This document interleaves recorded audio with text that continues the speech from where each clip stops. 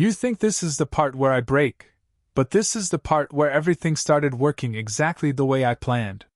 The foreclosure notice was still taped crooked on the front door when Olivia stepped inside, her heels clicking against hardwood floors that no longer belonged to us, or at least, that's what everyone believed. The living room echoed, stripped bare except for the outline of where our couch used to sit, faint rectangles on the wall where photos once hung. And dust drifting slowly through the late afternoon light like the house itself was exhaling its last breath. Olivia walked in slowly, taking it all in, her lips curling into a smile that didn't try to hide anything, not sympathy, not regret, just quiet satisfaction, the kind that settles in when someone finally gets what they've been waiting for. She set her purse down on the empty kitchen counter, the sound sharper than it should have been, and turned to look at me standing near the window, hands in my pockets, posture relaxed. Like I was just another guest watching someone else's life fall apart. Well, she said, her voice light, almost amused. I guess this is it, rock bottom. And then she laughed, not loud, not dramatic, just enough to let me know she meant every word. I nodded once, slow and deliberate, like I was agreeing with her, like I hadn't already rehearsed this exact moment in my head a dozen times, maybe more.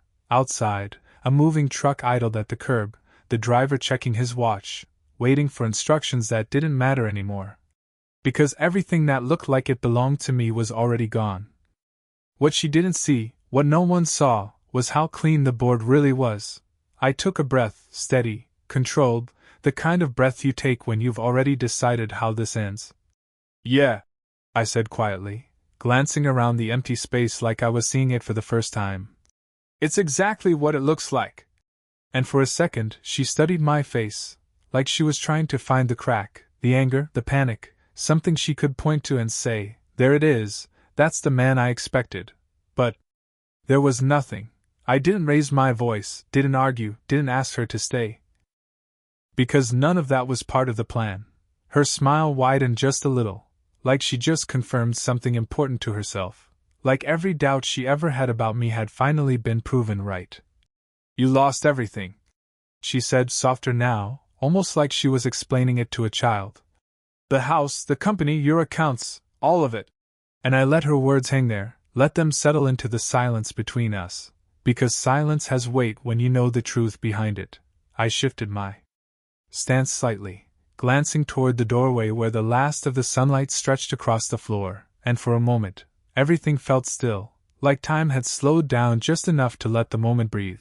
Then I looked back at her, calm, steady, the way I'd been through every meeting, every signature, every quiet transfer no one thought to question. You're right, I said, giving her exactly what she wanted to hear, and then I paused, just long enough for her to believe it, for her to settle into that victory, for her to feel safe standing on what she thought was solid ground. My voice didn't change when I spoke again, didn't rise, didn't sharpen, just stayed even, like steel under pressure. That was phase 1. For a split second, something flickered in her expression, not fear, not yet, just confusion, like she'd missed a line in a script she thought she understood. The engine outside hummed, a car passed down the street, and somewhere in the distance a dog barked.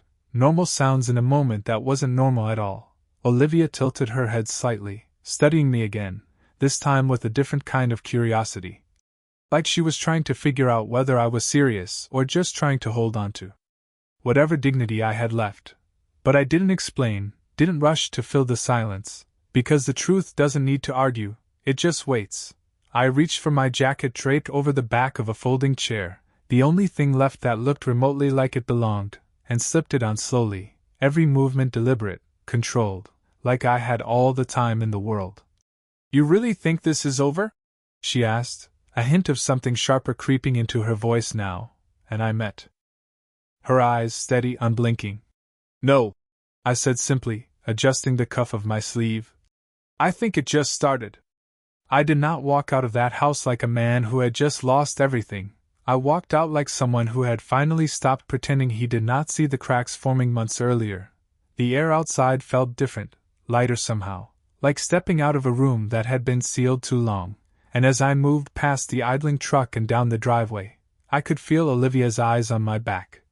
still trying to decide if what I said was real, or just the last line of a man who had nothing left to protect.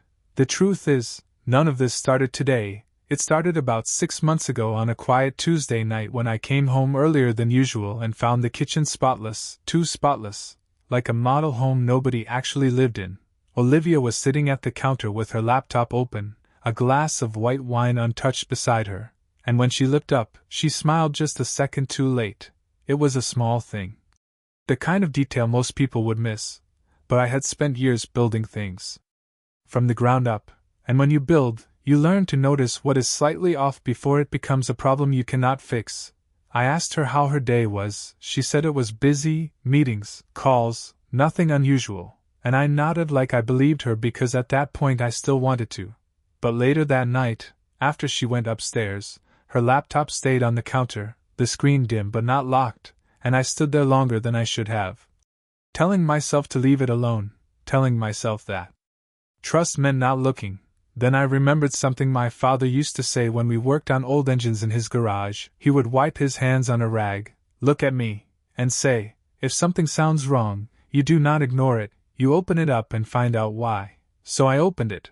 The inbox looked clean at first, almost too clean, no clutter, no random messages, everything organized like a display, but when I checked the archived folder, I found threads that did not belong there, conversations with a name I recognized from one of her networking events, Victor Hale, an investor with a reputation for turning struggling companies into profitable ones, or at least that was the story people liked to repeat. The messages were not explicit, not careless, they were calculated, short exchanges about meetings, about timing, about numbers that did not quite match anything I had shared with her. I did not confront her. I did not even close the laptop right away. I just stood there reading, letting the pattern form in my head piece by piece, because once you see a pattern, you cannot unsee it. Over the next few weeks, I started paying attention in a different way, not as a husband looking for reassurance, but as a man auditing his own life.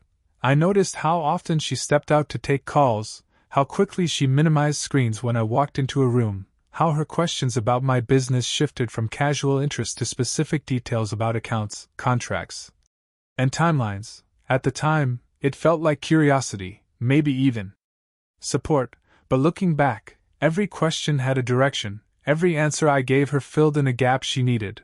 One night, she asked about our liquid assets, how much was easily accessible, and she framed it like planning for the future, like being responsible.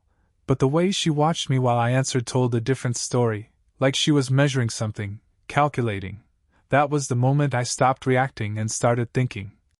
I sat in my office later that night, the only light coming from the desk lamp, and I opened every file, every account, every structure I had built over the years, and I asked myself a simple question: if someone wanted to take this from me, how would they do it? The answer was not complicated, it was methodical, legal, clean, and once I saw it, I knew I was not imagining things.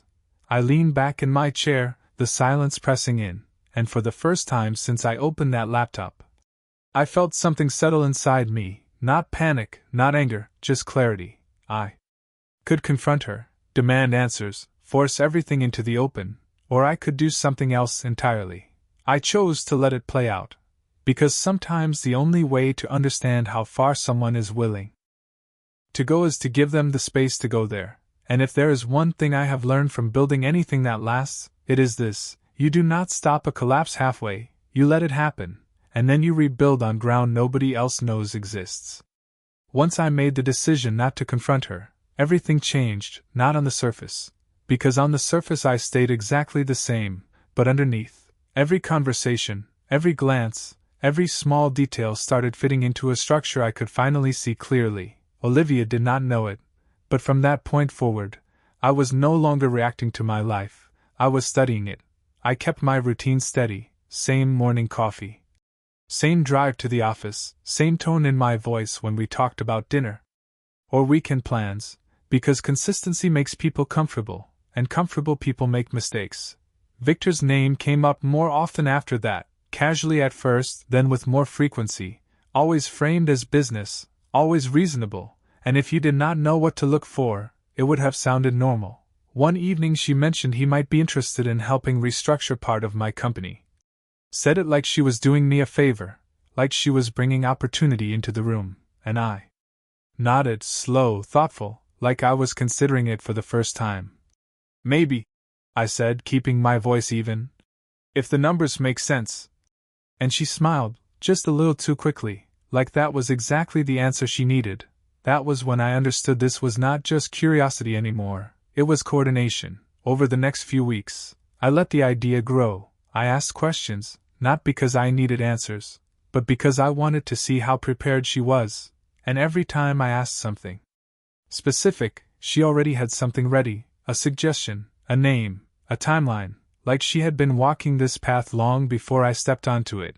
I agreed to meet Victor, and the first time we sat across from each other, I could see it immediately, the confidence, the controlled tone, the way he spoke like everything was already decided, like I just needed to catch up to the version of events he had already planned. He talked about market pressure, about restructuring, about protecting what could still be saved, and I listened, nodding at the right moments, asking just enough to seem engaged but not enough to slow him down. Olivia sat beside him, not across from me, not neutral, aligned, and that told me more than anything he said. When the meeting ended, he shook my hand firmly, looked me in the eye, and said, "We can turn this around, but it will require trust." And I returned the handshake, steady, calm. Of course. Because trust is a powerful word when people think they have already earned it. That night, I sat alone in my office again, reviewing everything I had heard, everything I had seen, and I mapped it out the way I would map a project, step by step, entry points, leverage points, outcomes. They were not improvising, they had a structure, a legal one, clean, difficult to challenge once it was set in motion, and if I pushed back too early, I would only make it harder to protect what actually mattered, so I did not push back. Instead, I started moving quietly, the kind of movement that does not show up on the surface, small transfers, adjustments to ownership structures, conversations with people who did not ask unnecessary questions. I shifted assets into places that looked ordinary from the outside but were not connected in the way they assumed. I created layers, simple on paper, complex in reality, and I did it gradually. So nothing triggered attention. During the day, I played my role, I let Victor guide discussions, I let Olivia believe she was one step ahead, sometimes even two, and I made sure to show just enough hesitation, just enough concern, so they would keep pushing, because people reveal more when they think they are winning. Olivia started changing in small ways, her tone sharper, her patience thinner, like she was already living in a version of the future where I was no longer part of the equation. She asked more direct questions about timelines, about when certain accounts could be liquidated, about how long it would take to finalize certain agreements, and every time, I gave her answers that were technically true but strategically incomplete. I watched the way she reacted, the way she relaxed when I confirmed what she wanted to hear, and I understood something important. She was not waiting to see if this would happen, she was waiting for it to be done. One night, as we sat across from each other at the dinner table, plates barely touched, she looked at me and said, "You have to be realistic about where things are going." And I met her eyes, calm, steady. I am. Because I was, just not in the way she thought. What she did not realize was that by the time she said that, the direction had already been set, not by her, not by Victor, but by me. I leaned back in my chair later that night, the house quiet, and for the first time since all of this began, I allowed myself a small, controlled breath of certainty. They believed they were guiding the outcome, they believed they were shaping the end of my story, but what they were actually doing was walking deeper into a structure they did not understand. And the deeper they went, the harder it would be for them to see the way out. The next phase did not begin with a dramatic moment, it began quietly, the way most irreversible things do, with signatures, emails, and meetings that looked routine to anyone who was not paying attention. Victor moved fast, faster than most people would, but not faster than I expected, because once someone believes they have control, they tend to accelerate, and acceleration creates blind spots. He introduced a restructuring plan that sounded clean, efficient, necessary, a way to protect what remained of my company by consolidating assets and shifting liabilities into separate entities, and on paper, it looked like the responsible choice, the kind of move a struggling business owner would make to survive. Olivia supported it immediately, her tone confident, almost reassuring, like she was guiding me through something difficult, and I played my part, asking the right questions, expressing measured concern. Never outright resisting, because resistance would have slowed them down, and I needed them to keep moving. The paperwork came in stages, agreements, revisions, updated drafts that arrived late at night or early in the morning, always framed as urgent, always positioned as the next logical step, and I signed where it made sense, delayed where it served me, and redirected where I needed to, subtle adjustments that did not disrupt the flow but changed the outcome in ways they did not notice. At the same time, I continued my own work in the background, the kind of work that does not show up in meetings or summaries, conversations with advisors who understood discretion. Restructuring ownership in ways that were legal, quiet, and completely disconnected from the surface narrative Victor was building.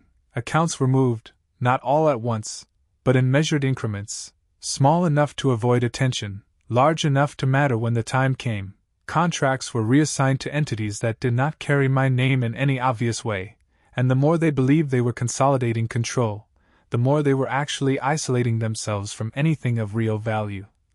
Olivia started spending more time out of the house, more dinners, more late meetings, and I did not question it, not because I did not care, but because I already knew what those hours represented: alignment, coordination, reinforcement of a plan they believed was airtight. One evening, she came home later than usual, set her keys on the counter, and said, almost casually, "Victor thinks we should move faster on the transition." And I looked up from the documents in front of me, calm, measured. "If that is the direction, then we should not delay." And she watched me for a second, like she was trying to understand why I was not pushing back, why I was not asking for more time, more explanation, more control. But I gave her none of that, because the less I resisted, the more confident they became, and confidence, when misplaced, is one of the most predictable weaknesses there is.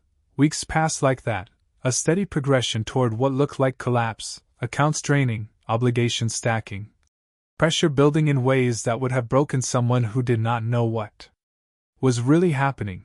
People in my circle started to notice, calls became less frequent, invitations stopped, conversations shifted from opportunity to concern, and I let it happen. I let the perception settle, because perception was part of the structure now. Olivia grew more distant, less careful with her tone, more direct in her assumptions about what my future would look like, and I listened without reacting, storing every word, every shift, every moment. She revealed exactly where she believed she stood. One afternoon, she stood in the doorway of my office, arms crossed, and said, "You need to start thinking about what comes next, because this is not sustainable." And I leaned back in my chair, meeting her gaze without hesitation. "I am already thinking about what comes next." And she nodded like she understood, like she believed we were talking about the same thing. We were not. By the time the final set of documents arrived, the ones that would officially transfer what they believed was control, everything was already in place beneath the surface. Every real asset, every meaningful connection, every piece that mattered had been moved beyond the structure they were so carefully assembling. I reviewed the pages slowly, not because I needed to, but because timing matters, and when I finally signed, I did it without hesitation, the pen steady in my hand, the motion clean, deliberate. Olivia exhaled softly, a release she did not realize she had been holding, and Victor shook my hand again, firm, satisfied, already standing in what he thought was the outcome. I stood there for a moment after they left, the room quiet, the weight of everything settling into place. And for the first time, the surface and the reality aligned perfectly. The collapse they believed they had engineered was now complete, at least from their perspective. From mine, it was exactly where it needed to be.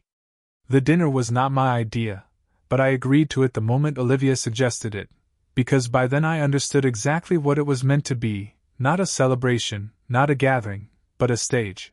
It was held at a private dining room in a downtown steakhouse, the kind of place with dim lighting, polished wood, and conversations that stayed just loud enough to sound important without revealing anything real.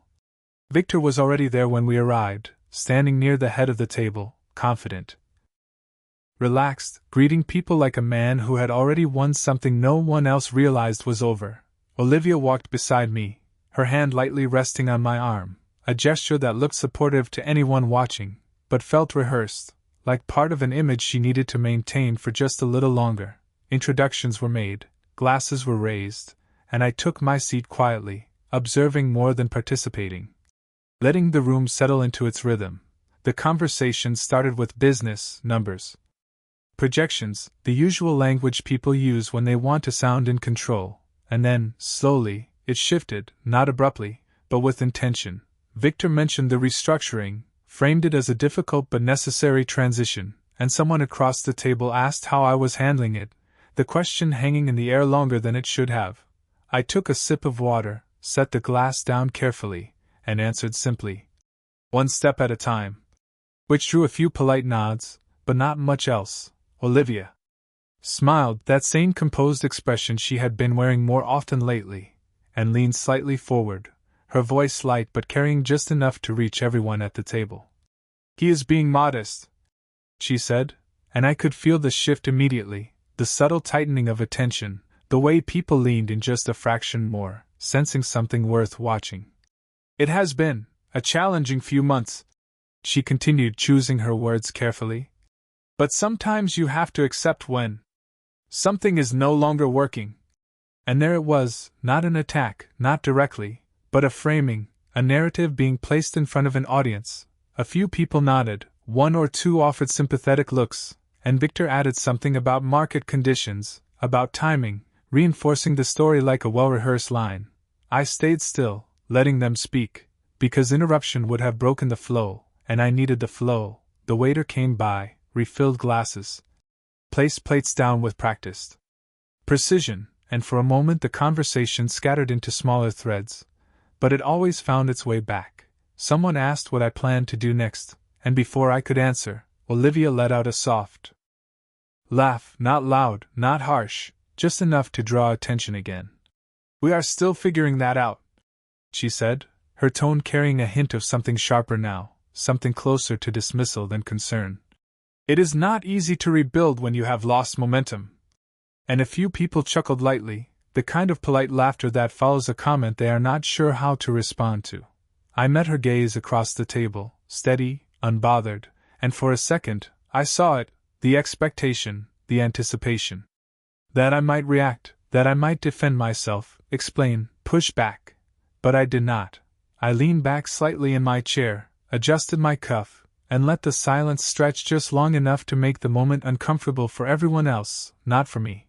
Victor cleared his throat, tried to redirect, but the tone had already shifted, the room now aware that this was not just a dinner, it was something else entirely.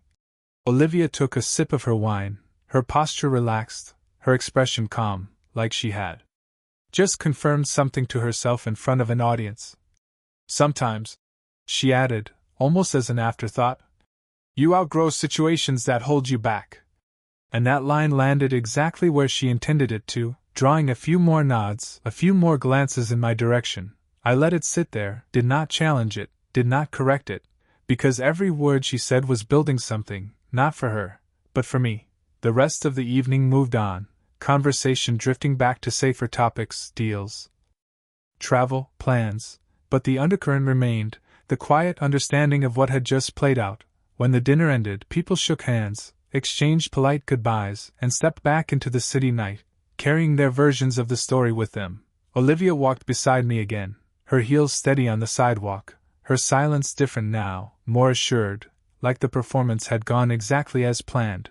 We reached the car. And before getting in, she turned to me, studying my face one more time, searching for something she still had not found. "You are taking this well," she said, almost curious, and I met her eyes, calm, steady, giving her nothing she could use. "I told you," I said quietly, "I am exactly where I need to be." And she held my gaze for a second longer, then nodded slowly, like she was beginning to believe it, just not in the way I meant. After that night, Something shifted in a way that did not need to be announced, it simply settled into place, like a door closing quietly behind you. Olivia stopped pretending to soften her tone, stopped framing her words as support, and started speaking with a clarity that only comes when someone believes the outcome is already secured. The next morning, she moved through the house with a different kind of energy, efficient, detached. Her phone in hand more often than not, messages coming in faster than usual, her attention always half somewhere else. I watched it all without asking, without interrupting, because by then, every answer I needed was already in front of me. A few days later, she placed a folder on the kitchen counter, not dramatically, not with tension, just a simple motion, like setting down a bill or a receipt. "You should look at this," she said, her voice even, almost neutral, and I walked over, opened it, and saw exactly what I expected: preliminary divorce documents, structured cleanly, professionally, with terms that reflected the narrative they had been building for months. Division of assets based on the current structure, assumptions about ownership that matched the surface reality Victor had helped construct, and language that framed everything as a logical resolution to an unsustainable situation. I flipped through the pages slowly, not because I needed time to understand them, but because timing, again, mattered. Olivia stood across from me, arms loosely crossed, watching, not with anxiety, but with anticipation, like she was waiting for a reaction she had already rehearsed responses for. I closed the folder gently and set it back down, meeting her eyes without any visible shift in expression. "If this is what you want," I said calmly, "then we should handle it cleanly." And for a brief moment, something flickered in her gaze, not doubt, but surprise, like she had prepared for resistance and found none. "It is not about what I want," she replied, almost automatically. "It is about what makes sense now."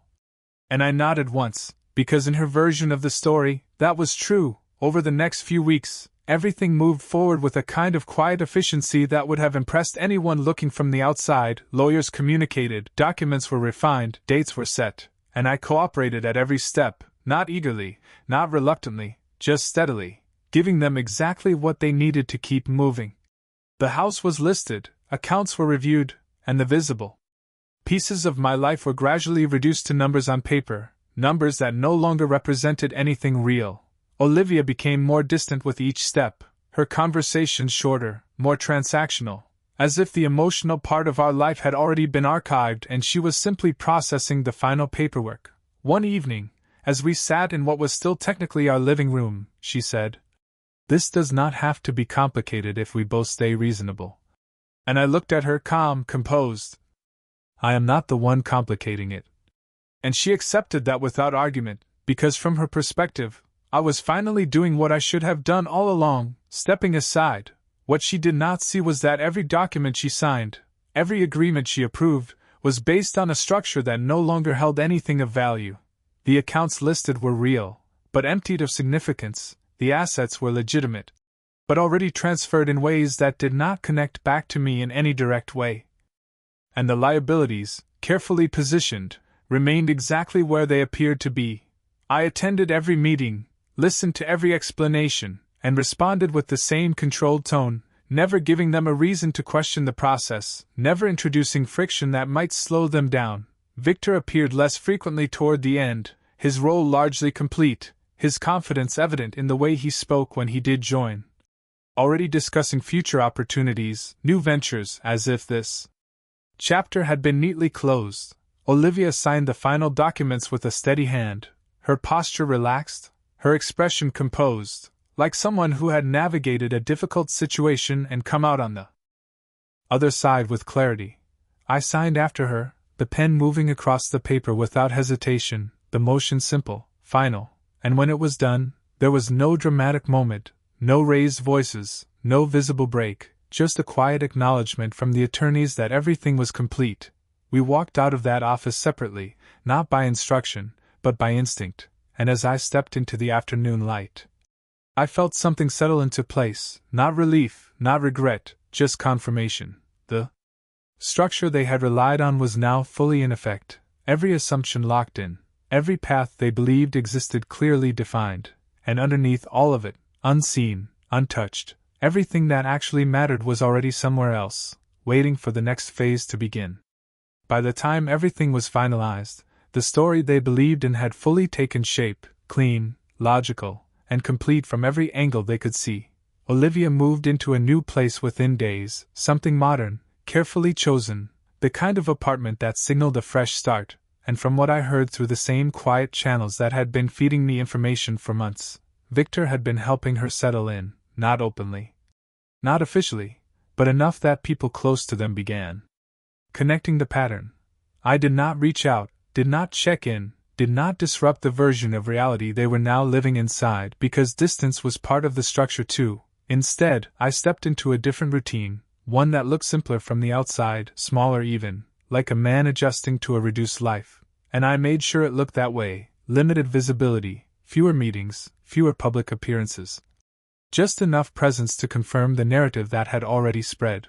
People assumed I was rebuilding slowly, cautiously, working through what had been lost, and I let them assume it, because assumptions, once accepted, rarely get questioned. Weeks passed, and then small shifts began to surface, not loud enough to draw attention, but clear if you knew where to look. Victor's name started appearing in different contexts, not the confident investor everyone respected, but someone facing unexpected complications. Delays in projects that were supposed to be straightforward, partners hesitating, numbers not aligning the way they should have. Nothing dramatic, nothing that would alarm the average observer, just enough friction to suggest something was off beneath the surface. Olivia, from what I was told, did not notice at first, or chose not to, because early success can mask underlying problems. Especially when you believe you are on the winning side. I continued with my own schedule, meeting with people who did not speak publicly about what they did, reviewing structures that were never meant to be visible, and aligning pieces that had been set in motion long before the final documents were signed.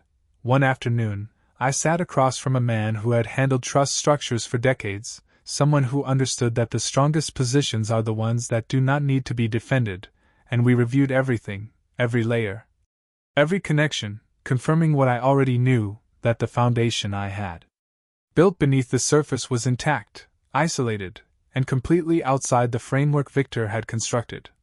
"They will not see it until it is too late," he said, not as a warning, but as a statement of fact, and I nodded because timing had always been the key variable.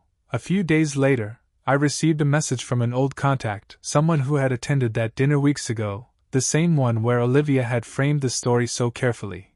The message was brief, almost casual, asking if I had heard about some issues tied to one of Victor's recent deals. Nothing confirmed, just rumors, but enough to suggest that the narrative was starting to shift. I read it once, then set my phone down, letting the information settle without reacting, because reaction would come later, when it mattered. What they were experiencing now was not a collapse, not yet, just the early signs of instability. The kind that spreads quietly before anyone realizes the structure is compromised. Olivia would still believe she was secure, that the outcome she fought for was holding, because from her perspective, nothing had directly contradicted that belief. But structures built on incomplete information have a way of revealing themselves, not all at once, but in stages, each one harder to ignore than the last. I walked out onto the balcony of the place I was staying, a temporary space by design, overlooking a stretch of city that moved without noticing individual stories, and I took a slow breath, steady, controlled, the same way I had from the beginning. Phase 1 had done exactly what it was meant to do. It had created a reality they could step into without resistance, a version of events they would defend on their own. Now, as the first cracks began to form in that reality, there was no need to rush, no need to force anything into the open. All I had to do was wait, because the next part of the plan did not require action, it required timing, and timing, when controlled properly, does the work for you. The shift did not arrive with an announcement, it arrived in fragments, small inconsistencies that started connecting in ways they could no longer ignore. The first real break came through a chain reaction that Victor did not control. One of his key deals stalled, not because of market conditions like he told people, but because the underlying structure no longer supported the numbers he had been presenting. Partners who once moved quickly began asking questions, simple ones at first, then more specific, about ownership, about backing, about guarantees that suddenly felt less certain. From the outside, it looked like hesitation, but inside those rooms, hesitation is where doubt begins. Olivia heard about it before she understood it, a conversation that did not go as expected, a call that ended too quickly, a meeting that was postponed without a clear reason. She reached out to Victor, expecting reassurance. And he gave it to her, controlled, confident, the same tone he had always used. But something in it had changed, not enough to alarm her immediately, but enough to create a crack in the certainty she had been holding on to. I did not contact her. I did not need to, because by then the system was doing exactly what it was designed to do, reveal itself in layers. Within weeks, more issues surfaced, financial discrepancies that were not errors but consequences, assets that did not connect the way they were supposed to, obligations tied to entities that no longer carried the value they once did. The structure Victor had built depended on continuity, on the assumption that everything beneath it was stable, but that stability had been removed long before he finalized his position. One afternoon, I received confirmation through a channel that had been monitoring the situation from the beginning. A brief update, no emotion, just facts. One of Victor's primary holdings had failed to secure additional funding, not because investors lacked interest, but because the underlying support was not there. I read it once, then again, not out of surprise, but out of precision, confirming the timing, the sequence, the alignment with everything I had set in motion. That same evening, Olivia called me for the first time since everything had been finalized. Her voice was controlled. But there was something underneath it now, something that had not been there before, not fear, not yet, but uncertainty. "Have you heard anything about Victor's situation?" she asked, trying to keep the question neutral, like it did not carry weight. I paused for a moment, not because I needed to think, but because silence matters more when someone is waiting for reassurance. "I have heard a few things," I said calmly. "Nothing unexpected." And she went quiet on the other end, just for a second, like she was recalibrating. "Unexpected?" she repeated, and I could hear it now, the first real shift in her tone.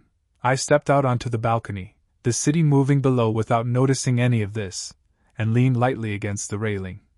"Structures only hold if the foundation is real," I said, not explaining further, not giving her more than she asked for. She did not respond right away, and in that silence, I could almost hear the pieces starting to move in her mind, connecting things she had not questioned before. "I thought everything was secured," she said finally. Quieter now, and I nodded to myself, even though she could not see it. "You thought you were standing on something solid," I replied, my voice steady even. "But you never saw what it was built on." And that was the closest I came to revealing anything directly. The call ended without resolution, without clarity, just a shift, a recognition that the story she had believed in was no longer holding together the way it was supposed to. Over the next few days, the situation escalated, not dramatically, but decisively, more partners stepping back, more questions left unanswered, and Victor, for the first time, no longer controlling the narrative the way he once had. Olivia tried to reach him more frequently. Messages that were answered later than before, calls that were shorter, explanations that felt incomplete. The alignment they had relied on was starting to break, and without that alignment, everything else began to follow. I stayed exactly where I was, not intervening, not accelerating anything, because the process was already moving at the right speed. Phase 2 was never about confrontation, it was about exposure. Letting the reality surface on its own terms, without force, without noise. By the time Olivia called again, her voice carried something new, something she could not fully hide anymore. The certainty was gone, replaced by a quiet, growing realization. "I think something is wrong," she said, and I closed my eyes for a brief moment, not in relief, not in satisfaction, but in acknowledgement. "Yes," I said calmly. "Now you are starting to see it." The final shift did not feel loud, it felt inevitable, like a structure finally settling after the support beneath it had already been removed. Olivia did not call immediately after that last conversation, and I did not expect her to, because realization takes time when it has to move through layers of denial, assumption, and belief. When she finally reached out again, it was not with questions this time. It was with something closer to urgency. Her voice was different, no longer controlled in the same way, no longer carrying that quiet confidence she had held onto for months. "I need to see you," she said, direct, without framing it, and I agreed without hesitation, because timing, once again, had aligned exactly where it needed to be. We met at a quiet cafe on the edge of downtown, neutral ground, the kind of place where conversations blend into the background noise of coffee machines and low conversations. She was already there when I arrived, sitting near the window, her posture tense, her hands wrapped around a cup she was not drinking from. When she looked up at me, there was no performance left, no careful framing, just a clear awareness that something had gone wrong in a way she could no longer explain. I took my seat across from her, calm, steady, the same way I had been from the beginning, and for a moment neither of us spoke. She broke the silence first, her words coming faster than before, less controlled. "The accounts are not lining up. The assets Victor said were secured they are not there the way they should be," she said, her voice tightening slightly as she spoke, like saying it out loud made it more real. I listened without interrupting, letting her lay it out in her own words, because the truth carries more weight when someone arrives at it themselves. "And the properties, the holdings tied to the agreements, they are not producing what they were supposed to," she continued, her eyes searching mine now, not for reassurance, but for answers. I leaned back slightly, resting my hands on the table, my expression unchanged.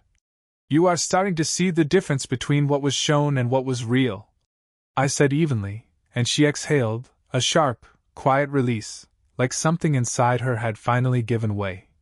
"Did you know?" she asked, not accusing, not yet, just needing to understand where I stood in all of this. I held her gaze steady, direct. "I understood the structure," I replied, not confirming everything, but not denying it either. She looked down at the table for a moment, processing, then back at me, the pieces aligning in a way that could no longer be ignored. "So none of it was what I thought it was," she said quietly, and I did not rush to correct her, because that realization was hers to carry. Outside, the city moved the same as it always did, indifferent to the shift happening at that table, cars passing, people walking, conversations continuing without interruption. "You believed you were stepping into something stable," I said after a moment, my voice calm, measured. "But stability is not what it looks like on paper, it is what remains when everything else is stripped away." And she nodded slowly, the meaning settling in. "Victor said everything was structured to protect us," she added, almost to herself, and I let a brief pause sit between us before responding. "He built something that only worked if the foundation beneath it was real," I said, my tone unchanged. "And that foundation was never where he thought it was." And that was as close as I came to stating it plainly. She leaned back in her chair, the weight of it all finally visible, not dramatic, not exaggerated, just real. "So what happens now?" she asked, and that question hung there, heavier than anything she had said before, because it was no longer about the past. It was about consequence. I looked at her for a moment, not with anger, not with satisfaction, just with clarity. "No," I said quietly. "Everything settles where it actually belongs." And she held my gaze, understanding more than I had said. The silence that followed was not empty, it was complete, like the final piece of something falling into place. I stood after a moment, adjusting my jacket the same way I had so many times before, controlled, deliberate. And as I stepped away from the table, I paused just long enough to meet her eyes one last time. "You did not lose me," I said calmly, my voice steady, without edge. "You were never part of what I was building." And then I walked out into the afternoon light, leaving her there with the version of the truths she had finally reached on her own, while everything that actually mattered had already moved on without her.